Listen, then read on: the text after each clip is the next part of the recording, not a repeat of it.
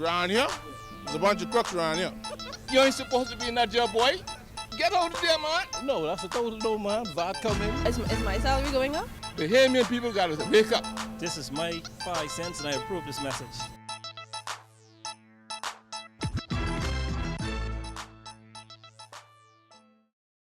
The opposition to vote against the budget. Find out which F&M MP isn't supporting his party.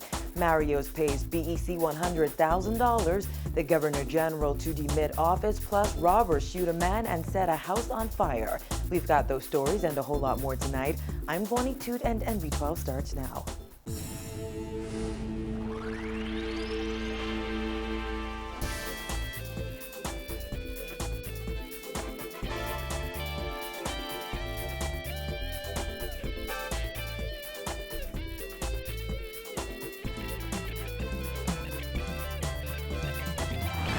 Topping news tonight, even as the opposition moved to vote against government's 2014-2015 budget, Free National Movement Member of Parliament Edison Key went a different route. Key, who has broken ranks from his party before, said he definitely supports the budget and warned that the F&M's opposition to it could have consequences. Dana Smith reports.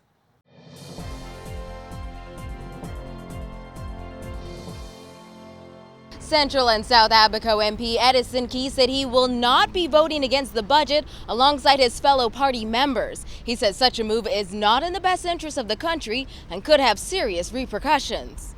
We have about 28,000 civil servants that ask to be paid. Look forward to getting paid every month. They have mortgages, light bills, school fees, groceries, and everything else. So it wouldn't be in the best interest, I don't think, for my party to vote against the budget.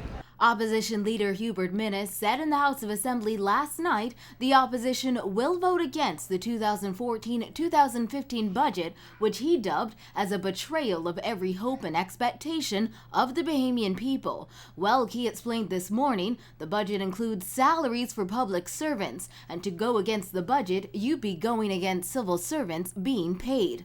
That's a point Deputy Prime Minister Philip Brave Davis also made when speaking on the opposition's intentions, noting they would also be voting against their own salaries.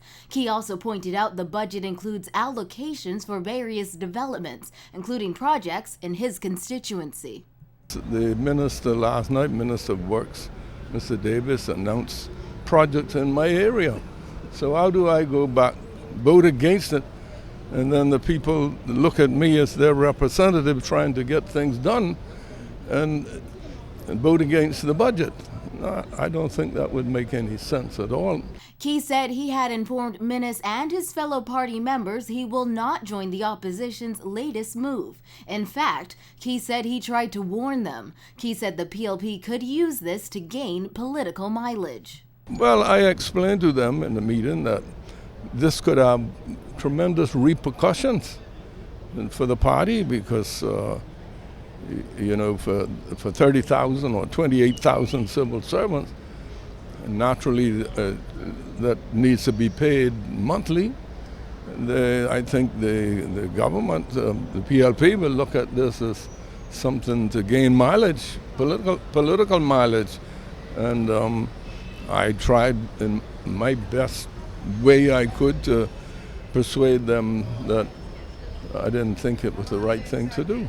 This isn't the first time Key has broken ranks with his party. Back in August, when Minnis was named in the House of Assembly by the Speaker, Key was the only F&M MP who did not oppose the move and the only one who did not depart in solidarity with Minnis. At the time, he explained he's an individual and is in the House to represent his constituency. Key reiterated that message today, explaining he only supports what he believes is right and in the best interest of his constituents. I support what I believe is right. And if I don't think something is right, I'm not going to support it. It doesn't make any difference what party I might be in. I represent people, the constituency of Central South Abaco, and there's no way I'm going to get out there and support something that I think is wrong.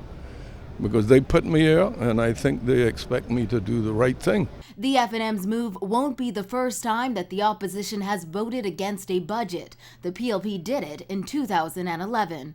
Reporting for NB12, I'm Dana Smith.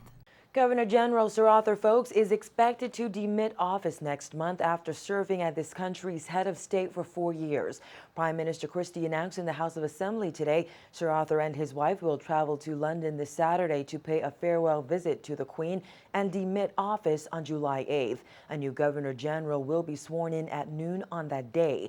Christie says Sir Arthur has served with utmost distinction and brought a profound sense of patriotism and a deep understanding of Bahamian history and culture to the office of the Governor General.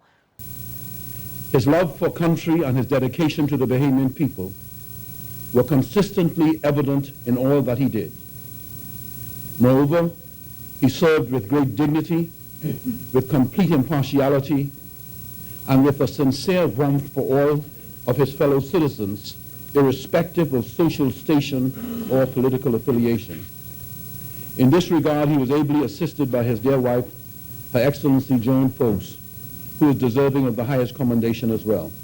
Christie said Sir Arthur will be remembered as a major figure in the struggle for majority rule and as an important contributor to the development of the Bahamian democracy. Naming a few of his accomplishments, the Prime Minister noted Sir Arthur served as Minister of Tourism and Communications and was a delegate to the independence constitutional talks in London in 1972 on behalf of the opposition Free National Movement. On behalf of all my colleagues in the government, on behalf of the Bahamian people, and on my own behalf, I extend our deepest gratitude to Sir Arthur Folkes for his stellar service as Governor General and for all the many magnificent accomplishments over the course of more than 6 decades in helping to foster the advancement of the Bahamian people and our constitutional democracy. Sir Arthur became Governor General on April 14, 2010. One day after the Nassau Guardian revealed that BEC Chairman Leslie Miller and one of his family-owned businesses owed the corporation over $250,000, Mario's Bowling and Family Entertainment Palace released a statement noting that the business paid BEC $100,000 today. Officials said in the statement, "We are cognizant of the fact that our country has encountered difficult economic challenges. Like any other business in the Bahamas, we have felt the sting from this blow." BEC records showed that a Harrow Road building registered in Miller's name owed BEC over $46,000. Those records also showed that a bowling alley owned by Summer Winds Investments Limited owed BEC more than $193,000.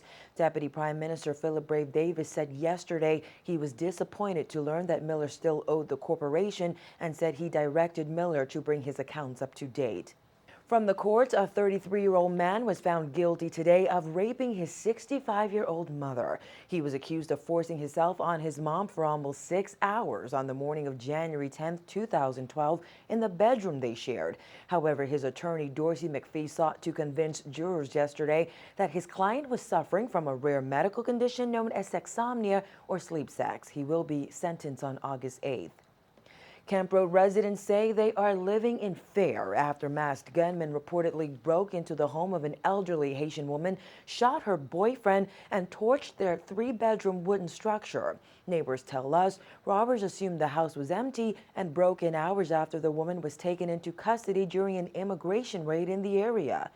Our home is gone. I ain't have no time to play with them. The woman ain't have no more house to come to.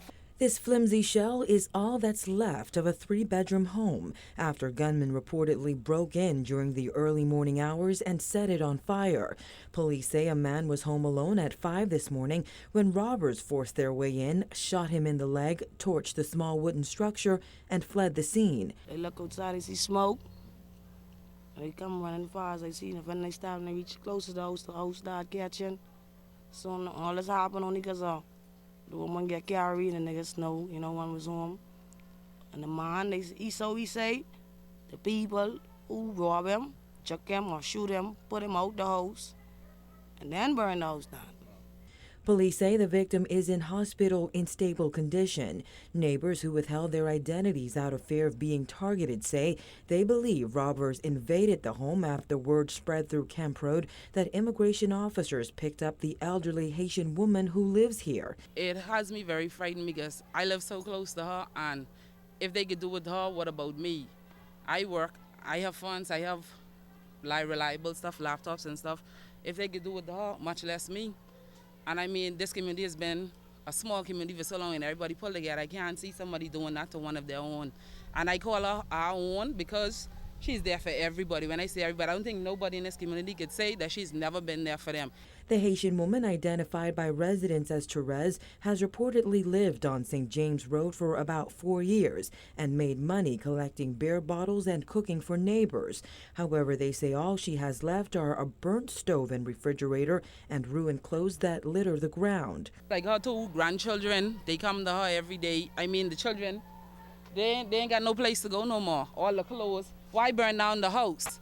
You got to carry the fridge, the stove, because she was in there. You done tie up the boyfriend. I burned down the house. The children ain't have no place to go. Look, they leave. Come on, that ain't right, man.